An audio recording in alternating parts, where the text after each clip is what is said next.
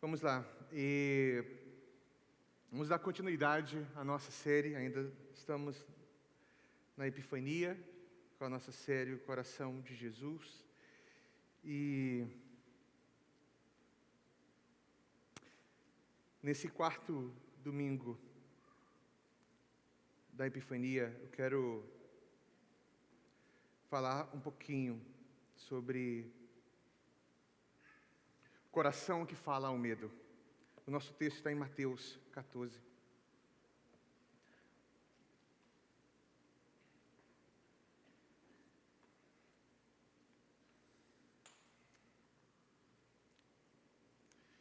Como o nosso tempo está um pouco avançado, vou correr bastante aqui, mas espero que o Senhor nos dê graça de comunicar.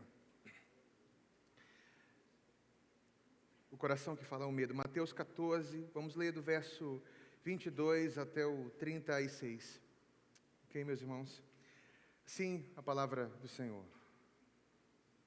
Logo em seguida, Jesus insistiu com os discípulos para que entrassem no barco e fosse adiante dele para o outro lado, enquanto ele despedia a multidão. Tendo despedido a multidão, subiu sozinho a um monte para orar. Ao anoitecer, ele estava ali sozinho, mas o barco já estava a considerável distância da terra, fustigado pelas ondas, porque o vento soprava contra ele. Alta madrugada, Jesus dirigiu-se a eles, andando sobre o mar. Quando o viram, andando sobre o mar, ficaram aterrorizados e disseram: "É um fantasma", e gritaram com medo. Mas Jesus imediatamente lhes disse: "Coragem, sou eu, não tenha medo." "Senhor", disse Pedro, "se és tu, manda-me ir até o teu encontro por sobre as águas."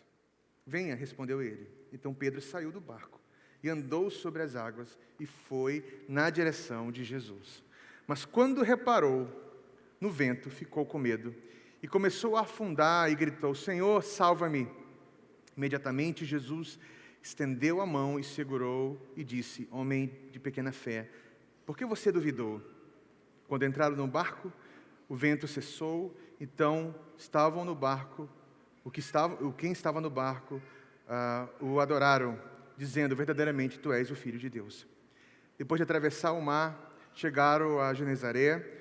Quando os homens daquele lugar reconheceram Jesus, espalharam a notícia em toda aquela região e trouxeram os seus doentes. Suplicavam-lhe que apenas pudesse tocar na borda do seu manto. E todos que tocaram nele foram curados. Até aqui a palavra do Senhor. Vamos orar mais uma vez. Senhor, muito obrigado por essa manhã preciosa, juntos, adorando o Senhor, ouvindo a Tua palavra, na Tua mesa, repartindo pão, compartilhando do cálice. E agora, Senhor, nos dá a graça de ouvirmos a mensagem. Fala conosco, que o Senhor seja honrado e o Senhor seja exaltado à medida que a palavra for compartilhada. Senhor Deus, eu peço, não permita que meu coração e minha mente vacile agora nesse momento. Tudo que vem do Senhor permaneça no coração dos meus irmãos e minhas irmãs. Mas aquilo que não vem do Senhor, que eles possam esquecer. Faça isso, Senhor Deus. Confiamos na Tua bondade, no Teu amor, no nome de Jesus. Amém. Amém, amém, amém, amém. Vamos lá. Estejam atentos aqui, por favor. Quando eu comecei a estudar teologia, eu comecei a ler biografias. E ao ler as biografias, algo curioso aconteceu. Eu acho que todos aqui podem ter compartilhado o mesmo sentimento. Eu comecei a me interessar, por exemplo, pela vida dos missionários, dos teólogos, e eu tinha assim diversas, né? Me emocionava, ficava projetando, vivendo aquela vida. Mas sempre algo me intrigou muito. O fato de homens e mulheres estarem obedecendo a Deus, fazendo a vontade de Deus, entregando as suas vidas, servindo, amando. No entanto, a vida muitas vezes não parecia um caminho iluminado e fácil.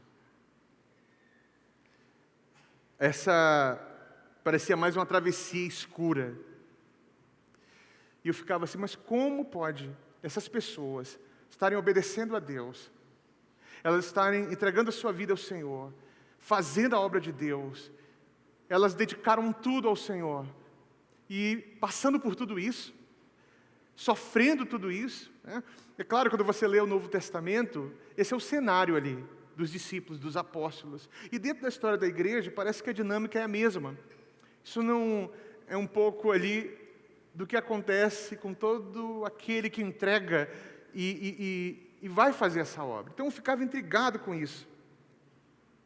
Ficava pensando, mas como pode alguém entregar sua vida para pregar o Evangelho e simplesmente passar por todas essas coisas, muitas vezes serem martirizados, muitas vezes serem açoitados, cuspidos, rejeitados, sofrerem enfermidade. Alguns missionários perderam a família inteira em viagem, ficaram sozinhos. Enfim, isso tudo ficava ali no meu coração e esse questionamento sempre me acompanhou, por muito tempo acompanhou o meu pensamento. A impressão que eu tenho aqui ao ler esse texto é a mesma. Os discípulos, eles entraram no barco obedecendo uma direção de Jesus. Não sei se vocês observaram isso aqui. Jesus falou assim para eles: entrem e saiam daqui, vamos embora. E algumas traduções falam até que Jesus estava insistiu que eles saíssem dali, porque as multidões estavam cercando, estava acontecendo todo um movimento, e Jesus falou: saiam daqui, entrem no barco e saiam. E Jesus ficou ali, despediu a multidão, e logo em seguida, como lemos ainda há pouco, ele subiu, foi ao monte para orar. E o que acontece nesse cenário aqui? É que, ao obedecer a direção de Jesus, de entrar no barco e seguirem para o outro lado, onde Jesus direcionou, eles enfrentaram uma tempestade terrível. Tá? Passaram por um aperto assim absurdo. Tá?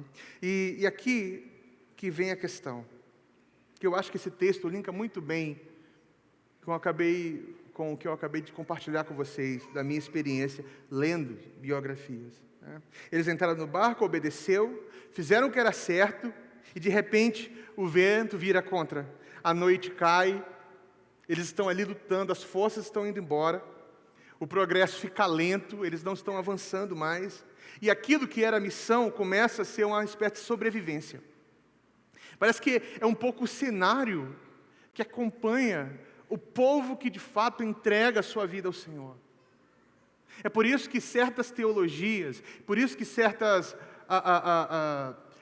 ensinos, quando falam a respeito de entregar sua vida ao Senhor e tudo se torna 1000 maravilhas, porque agora tudo volta a funcionar de uma forma harmoniosa, cria-se uma expectativa da vida cristã que não corresponde à realidade, porque quando você observa o cenário do povo de Deus na história, é exatamente o contrário.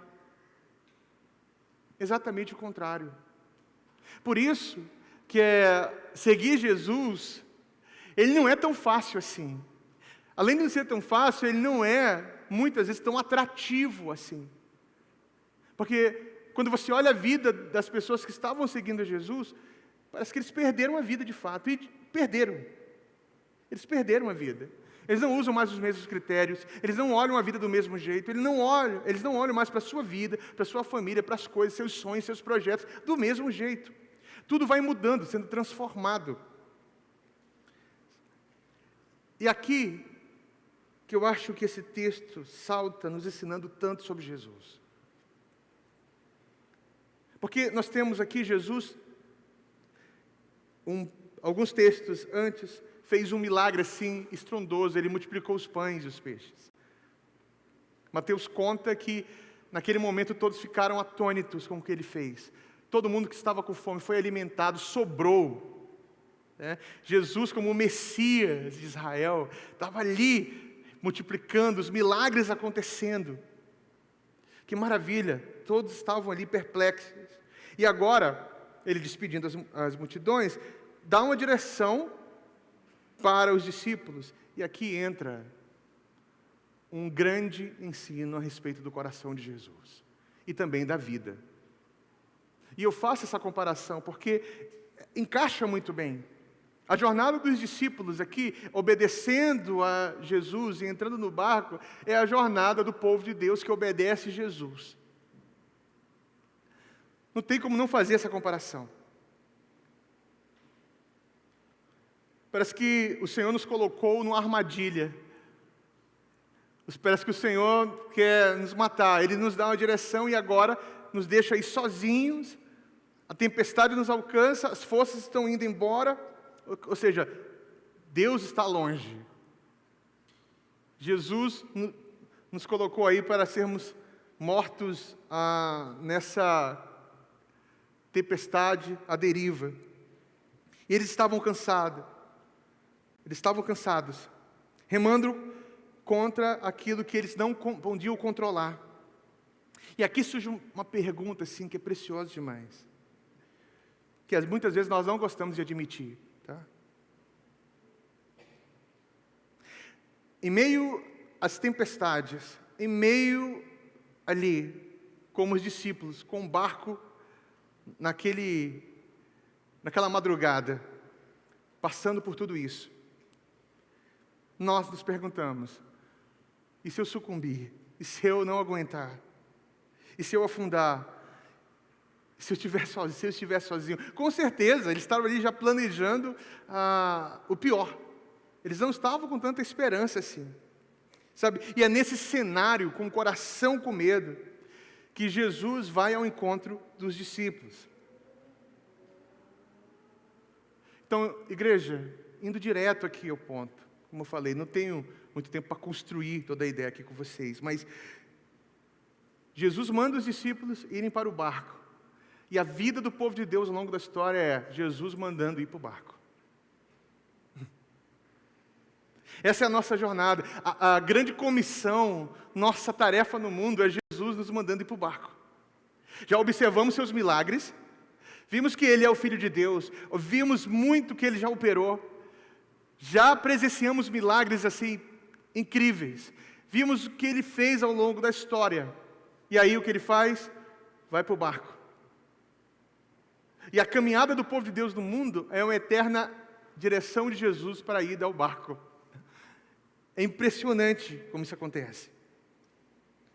Jesus compeliu, insistiu, obrigou os discípulos a entrar no barco e irem adiante. Sabe, Mateus está aqui construindo uma grande pintura. Depois de curar, alimentar, Jesus revela a sua identidade. Ainda mais.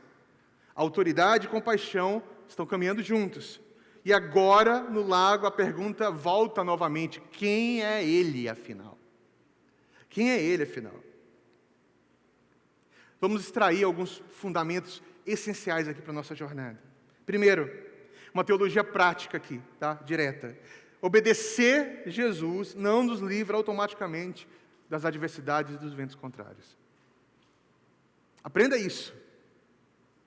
Eu obedeci Jesus. Pronto, agora, não.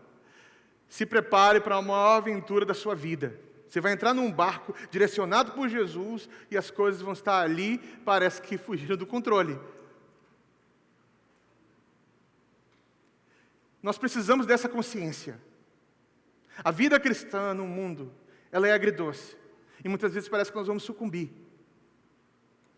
Nós estamos num eterno barco. Um outro fundamento importante aqui, estar no centro da vontade de Deus não significa negar a realidade. Na verdade, nós não podemos negar a realidade, mas ler a realidade por outras lentes, com a outra cabeça. Não é navegar, por exemplo, num mar de vidro, onde tudo está fluindo muito bem. Não. Ondas, ventos, noites, estão aí, chegando. E às vezes, Jesus manda o seu povo entrar no barco. E esse barco, meus irmãos, que é a vida, virá uma eterna sala de aula para todos nós. Nós não aproveitamos muito bem a vida. Aproveitar a vida para o povo de Deus não é usufruir o máximo que a vida pode te dar, para depois você morrer em paz. Pronto, não tenho mais nada o que desejar ou fazer, porque eu aproveitei o máximo a vida. Isso é mente secular, isso é mente ímpia.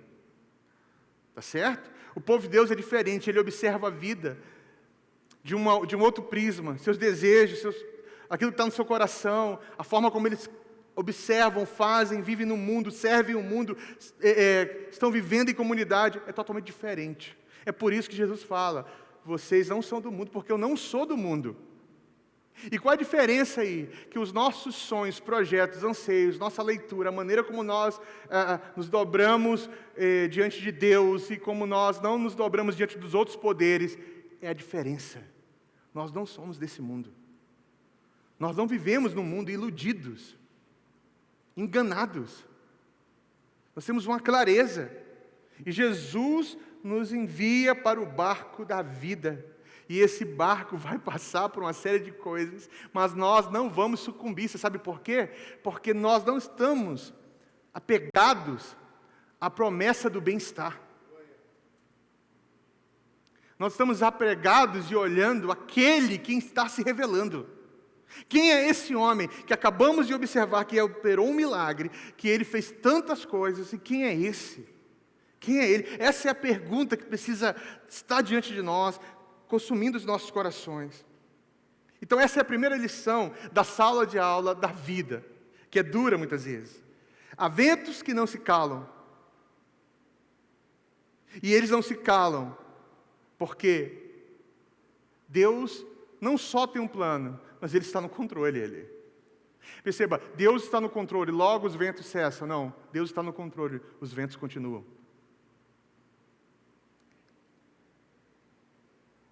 Ou seja, melhor colocar assim, os ventos não cessam, porque você está fazendo a coisa certa.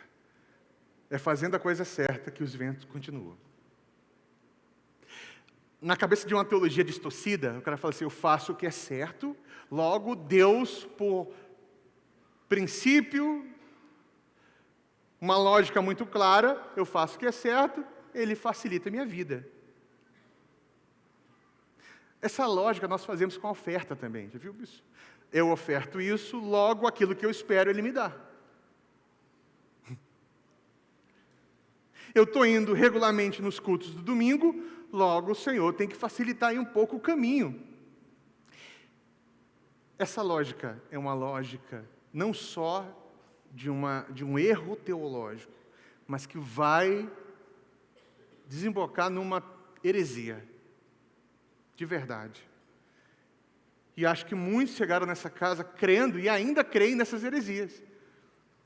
Que acho que esse processo de relação com Deus, de eu faço minha parte, o Senhor faz a dele, e nós caminhamos ali em harmonia. Não, a vida não é tão harmônica assim, não.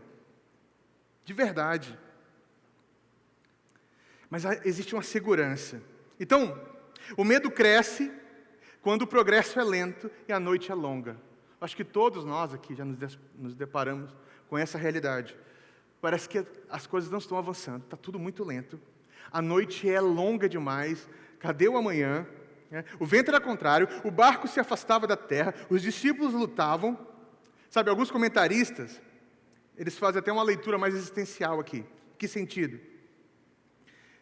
Eles falam, eles já viram muito de Jesus, aprenderam, ouviram, olha isso, mas estão estáticos, presos num progresso mínimo. Nós estamos assim, os discípulos estavam assim, eles estavam estáticos, eles já tinham visto muito de Jesus, aprenderam bastante, mas o Senhor se recusa de deixar eles assim. Então vai para o barco, que é hora de aprender um pouquinho mais. Vai para o barco, você precisa crescer em revelação em quem Ele é. Vai para o barco, porque nessa hora que você amadurece, essa dinâmica, é nessa hora que a dinâmica da oração, da vida entregue, ganha muito mais sentido. Perceba que o cristão amadurece, cresce e desenvolve na adversidade. Quando tudo está bem, funcionando muito bem, harmonicamente, parece que você fica estático. Nada mais funciona, nada mais te atinge, está tudo bem, parece que você está bloqueado ali, blindado, tudo muito bem. Jesus não quer deixar você assim. E Ele não vai deixar você assim. Prepare-se para a jornada. Você vai entrar no barco direcionado por Jesus, ventos vão soprar, o mar vai se agitar, você vai ficar desesperado, e é assim que Ele vai formar você, para que você não fique parado, estático, como alguém que está ali, mas não está. Fala dele, mas não o conhece. E isso soa muito com o nosso mundo e com a nossa vida. Sabemos muito. E agora com as redes sociais, né, com os acessos, nós sabemos demais. Temos muitos recursos, acumulamos informações e ainda assim, há áreas vitais na vida que parece que saem do lugar. O medo, aqui, olha só, gente, olha que interessantíssimo, presta atenção. O medo aqui não nasce só de observar as ondas. O medo dos discípulos nasce aí de 3 coisas. Eu acho que é o nosso medo também. Primeiro, cansaço.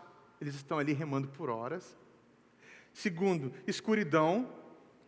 A noite distorce tudo. Quando você não consegue enxergar, pronto, distorceu. Você está perdido.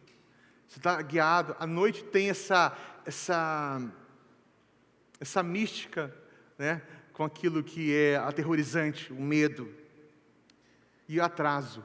Jesus não chegou logo quando eles começaram a passar por apuros. Jesus, eles estão em dificuldade, estou indo lá. Não, Jesus chega na 4ª vigília da noite. Isso significa que era 3 da manhã, mais ou menos.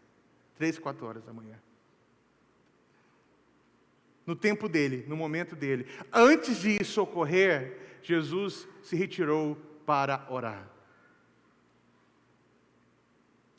Aqui está uma outra dinâmica muito interessante. O Filho de Deus vai em socorro deles. Mas Ele, primeiro, vai falar ao Pai. E nós estamos aprendendo com os discípulos e com Jesus aqui também. Às vezes as coisas para você têm que ser resolvidas de uma forma imediata.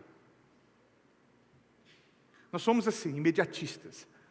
Tudo, corre, vamos resolver. Sabe, você não para, você não pede auxílio de Deus para ler o mundo, para ter um pouco de sobriedade o que está acontecendo ao teu redor. Nós não temos, gente. Boa parte da ansiedade que desenvolvemos é porque nós queremos resolver tudo no tempo que queremos, na hora que queremos. Nós vivemos com medo no mundo.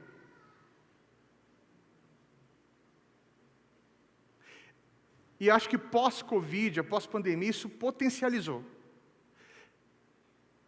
Eu sei que algumas coisas, existem pessoas, por exemplo, como esse que vos fala, que tem uma dificuldade de ir ao hospital, por exemplo. Eu tenho alguma coisa, possivelmente seja séria, e vamos lá. Eu digo, não, espera um pouquinho. Vou ali protelando. Primeiro que eu não gosto de hospital. Acho que ninguém gosta, né? Nem mesmo os médicos. Nós temos muitos médicos na nossa comunidade. Às vezes, eles gostam por conta da vocação, né? E eu amo ver isso, de verdade. Mas existem pessoas que, numa mínima dor de cabeça, correm para um hospital. De verdade, assim. Correm. Eles não pensam em pedir oração. Eles não pensam em acalmar, refletir, orar ao Senhor. Não, eles correm. Não é nada. Porque isso mostra algo. O que está conduzindo a sua vida é um medo, em muitos momentos. A Hillary, logo quando nós casamos, ela ficava assim, gente, o pessoal vai para o hospital para tudo aqui. Porque nos Estados Unidos, primeiro, é uma dificuldade por conta dos valores mesmo, né? Plano de saúde não é comum no Brasil. Você não tem SUS, enfim. E aí o povo tem que se virar mesmo, nos 30. Aqui o acesso é muito rápido. Por isso, a nossa confiança, ela parece que está naquilo que nós podemos acessar de uma maneira rápida. Então, sei lá, o pé doeu, corre, vai fazer um exame. Vê o que está acontecendo. E isso é um pequeno exemplo de tantas outras coisas. Tantas outras coisas. Às vezes, qual é a nossa maior dificuldade com o jejum? Não é, em muitos momentos, não é porque você está querendo comer e está lutando ali com a fome. É justamente porque você está ansioso para comer. Você pode estar com fome, mas a ansiedade pela comida dominou você. E aí, sabe o que acontece? Você não consegue controlar isso.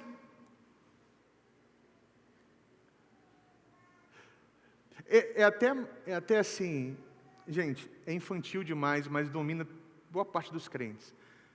A pessoa quer fazer jejum, o sujeito quer fazer jejum, mas ele não quer sentir fome. Ele fala, jejum é muito difícil, porque eu não lido muito bem com a fome. E aí você usa a personalidade para justificar. Fala assim, não, com fome eu viro uma fera, eu não consigo fazer jejum. Percebendo? O que está controlando você é o seu sentimento, seu coração, a circunstância, a ansiedade, o medo. Nós estamos assim. É por isso que nós precisamos aprender com Jesus aqui. Ele não correu para os discípulos, ele correu para o Pai. Foi encontrar com Ele. Eu acho que o ministério de todo crente deveria ser, primeiro, estar diante do Pai, antes de olhar para o mundo. Falar com o Senhor, olhar para a palavra, antes de estar no mundo. E Ele ensinou os discípulos, na cabeça dos discípulos, cara, cadê Jesus, né? O cara acabou de multiplicar os pães, agora vai nos deixar morrer aqui. Não, Ele não vai deixar. Só que o tempo dele não é o seu. Não era o deles. E Ele tinha um controle de todas as coisas. E mostrou isso. Como Ele mostra isso? Começa a andar sobre as águas. Ele tem um poder. Mas poder e compaixão estão ali, entrelaçados em Jesus.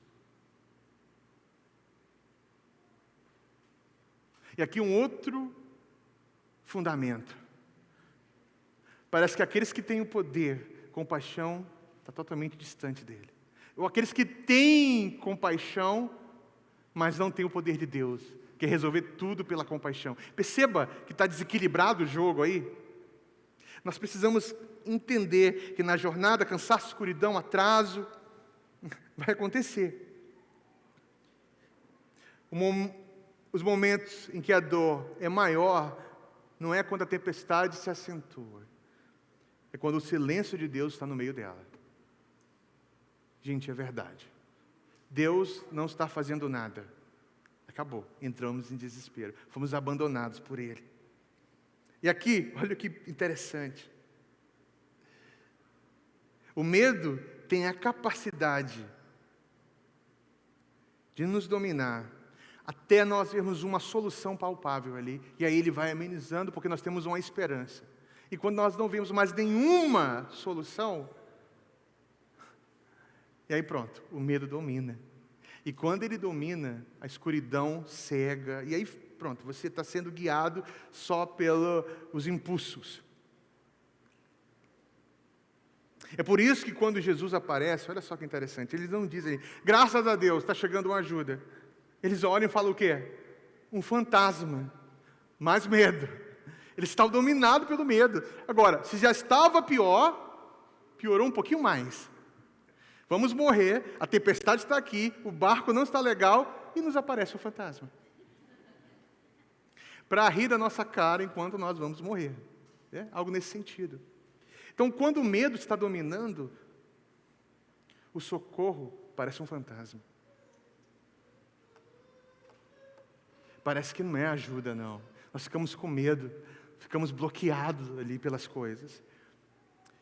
E Jesus fala o medo como uma revelação, e não apenas como uma solução. Jesus não chega para solucionar o problema, Ele chega para revelar quem Ele é. Irmãos e irmãs dessa casa, Jesus não é o solucionador dos nossos problemas. Ele sim nos ajuda, Ele sim corrige, e muitas vezes soluciona de fato, mas em meio a tudo isso, na verdade, o foco dele é revelar quem Ele é. Não trate Jesus como um meio ou solucionador. Ele é Deus. Deus presente, que tem todo o poder e tem compaixão. Sua voz, seu coração fala aos nossos medos. E não só fala aos nossos medos, mas como Ele mostra que Ele de fato é o príncipe da paz. E a paz que Jesus nos dá não é momentos de calmaria, onde tudo está funcionando muito bem. A paz que Jesus nos dá é a segurança que os recursos que temos não são suficientes. Como a segurança que os recursos que temos não são suficientes? Parece o contrário, né? Não, os recursos que temos é a nossa segurança. Não, não é. A nossa segurança é saber que os recursos que temos não são suficientes. E que Ele é a nossa suficiência. É nele que encontramos a verdade, é nele que encontramos as coisas.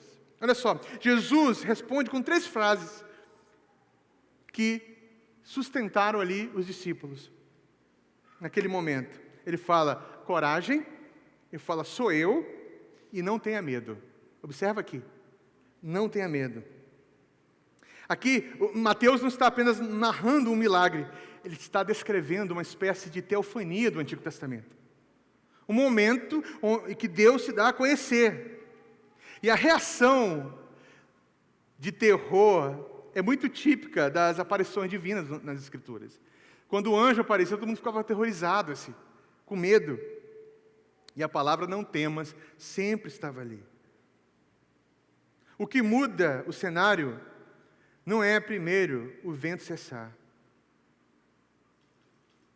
Perceba a lógica do mundo, a lógica secular e a lógica do povo de Deus. O que muda o cenário não é porque parou toda a tempestade. Pronto, Deus chegou porque a tempestade acabou. Não. Deus está ali e a tempestade também. Só que os nossos olhos não estão mais nos nossos recursos e na tempestade, mas nele. Nele. O cenário não muda primeiro porque o vento cessa. O que muda o cenário é quem está ali com eles. Quem chegou ali. O Gordon Fee, um teólogo do Novo Testamento, que eu amo demais, ele fala assim, a fé bíblica não é um estado emocional forte. Parou para pensar que nós fomos ensinados que a fé bíblica é aquela fé forte, aquela fé, né? Tanto que nós falamos, oração forte. Eu sempre tive uma dificuldade com o termo oração forte. Eu não entendo. Fulano tem uma oração forte, eu ouço. Eu fico assim, tentando entender. Eu sei que pode ser uma questão de linguagem, mas eu não consigo entender. Parece que a oração forte é uma oração intensa. E fé é intensidade. Sabe? Então assim, fulano tem uma fé incrível. Por quê? Porque fulano fica gritando a todo... Ah, que fé maravilhosa! Você sabe uma coisa que é espetacular para o crente? Quando ele vê alguém pegando o microfone, correndo, gritando, ah, Deus, que fé incrível. Não. Às vezes ele está extravasando um medo. Não é fé que está ali. Não é oração forte, não é fé incrível. É medo saindo. É medo conduzindo. E olha só, Gordon Fee fala, fé não é um estado emocional forte, fé é a confiança no objeto certo.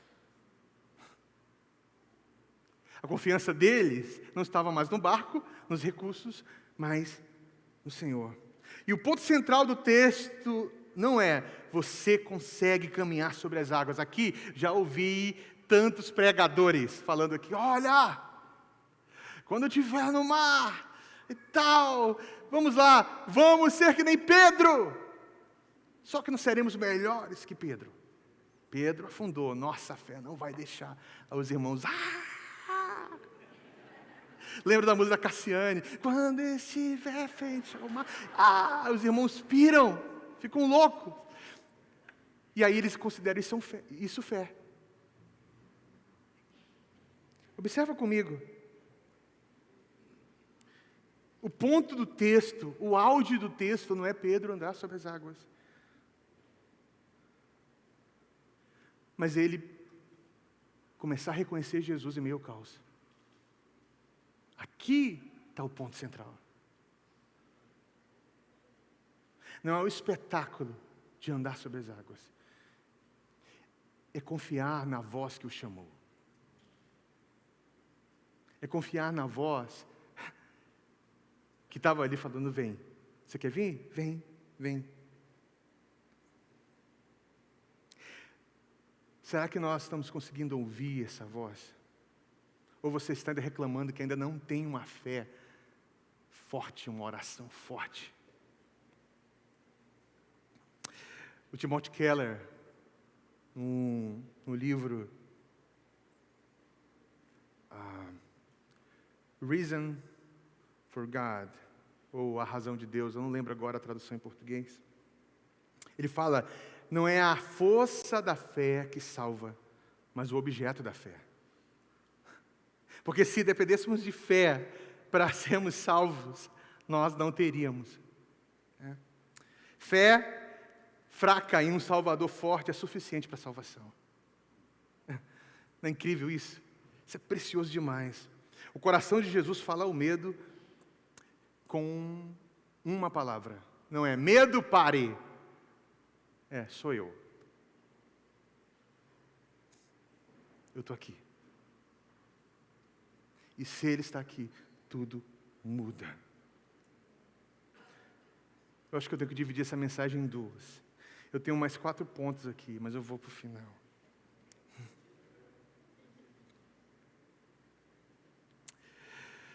Irmãos, concluindo essa mensagem. O medo não é vencido primeiro por explicações.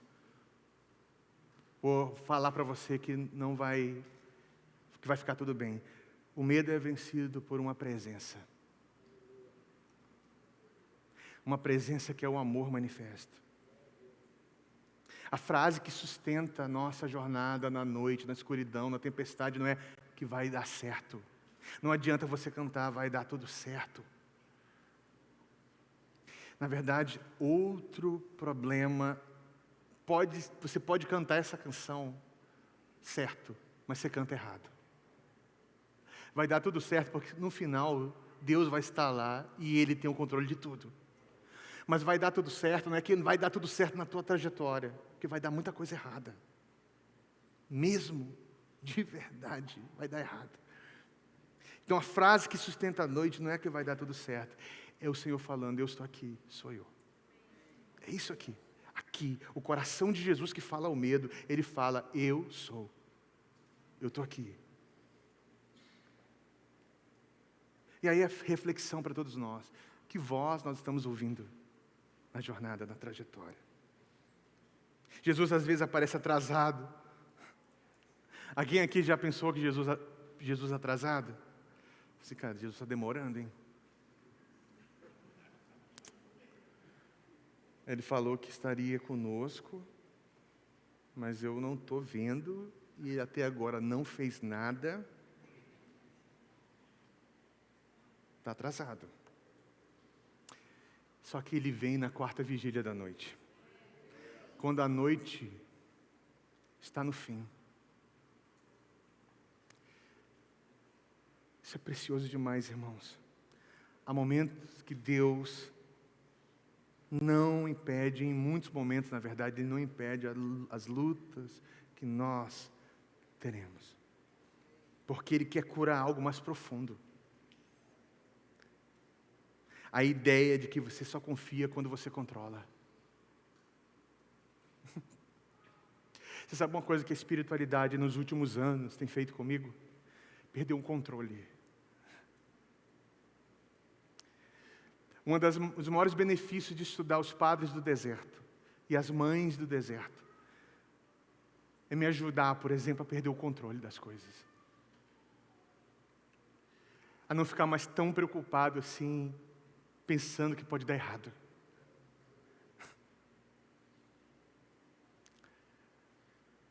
É perceber que quando nós queremos controlar é porque a nossa confiança está naquilo que nós podemos produzir. Perceba isso. Então, a ideia de que você confia quando controla, ela é mundana.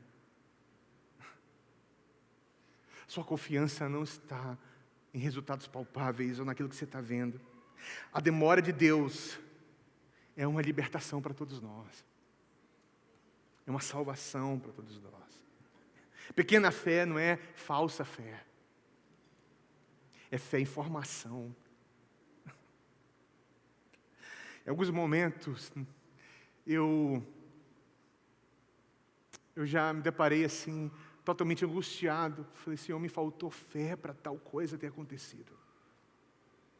Me faltou fé. Eu olho para a vida da igreja e falo, nossa, se eu tivesse uma fé um pouquinho melhor ou maior, já teríamos avançado tanto, tanto, tanto, tanto. Não é uma questão de ser grande ou pequena fé. É ter uma fé genuína em formação. Jesus estendeu a mão para Pedro e depois ele ensina. E sabe, no seu ensino, ele fala o seguinte: Pedro, tua fé é muito fraca. Primeiro porque você olhou ao teu redor. Mais uma vez você deixou as ondas, o vento, falarem a você. Quando você ouviu minha voz e confiou na minha direção, e veio na minha direção, algo estava acontecendo. Não é porque sua fé era gigante, é que você estava confiando no objeto certo, naquele que merece a nossa confiança e fé. Sua fé é pequena, não finja ter uma fé grande, por favor. Não finja. Faça o que Pedro fez. Clame, ore curto, chore. Em muitos momentos na trajetória, você não vai conseguir orar, mas as suas lágrimas vão orar. E lágrimas que oram são poderosas, porque Deus não resiste a um coração contrito.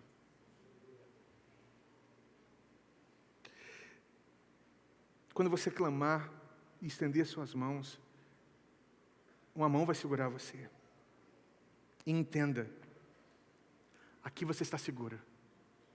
O lugar mais perigoso da vida espiritual é quando os olhos saem de Jesus e eles se voltam para as ondas, para as circunstâncias. A fé que salva não é a mais forte, é a que se agarra em Cristo e segura nas mãos dele. É aquela que grita por Jesus. E aqui está a grande mensagem pastoral dessa palavra. Não é o tamanho da sua fé que sustenta você, é o tamanho do seu Salvador. É esse que é poderoso e é esse que é misericordioso. É esse que o poder que controla os mares, que anda sobre as águas, mas que seu coração fala ao nosso medo, que segura as nossas mãos. Isso muda tudo. Você pode tremer e ainda assim confiar. Você pode estar cansado e ainda assim adorar. Você pode vacilar e ainda assim ser sustentado. Porque a sua confiança não está na quantidade de fé que você tem, mas em quem você está tendo fé. Amém, meus irmãos? Vamos orar? Fique em pé aí.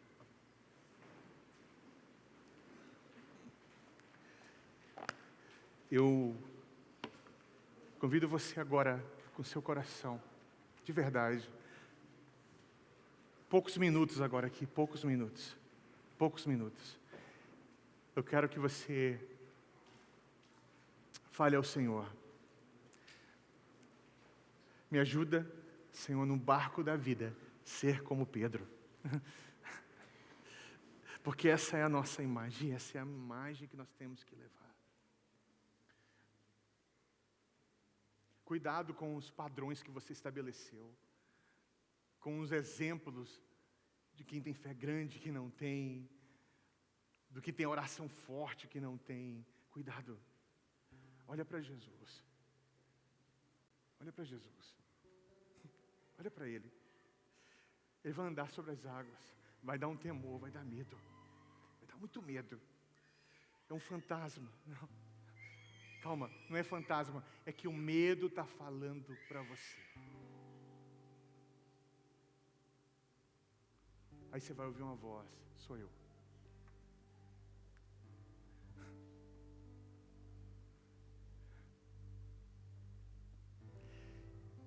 Talvez ele chame você, talvez você seja ousado como Pedro, falando assim, ó, se é o Senhor, me deixa aí, mas eu quero não só ir, eu quero andar como tu está andando.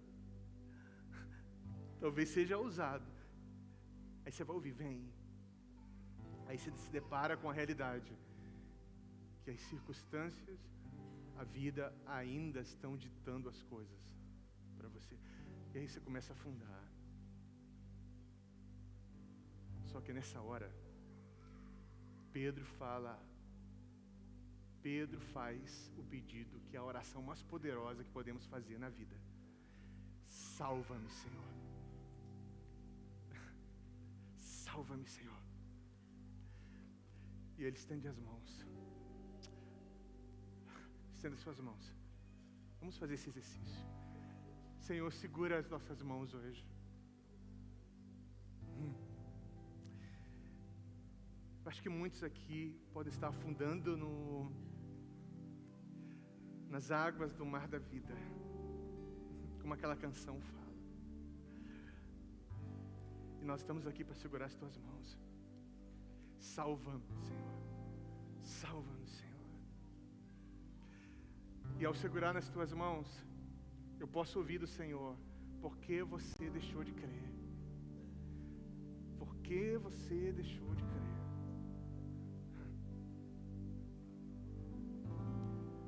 O coração de Jesus é um coração que fala o nosso medo.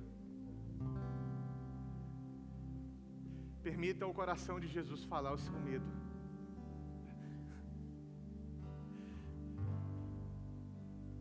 O coração que remove todo medo é um coração que ama. Porque o verdadeiro amor lança fora todo o medo, dissipa todo o medo. Jesus nos encontra. Ah, Senhor, nos encontra. Cura-nos, Senhor.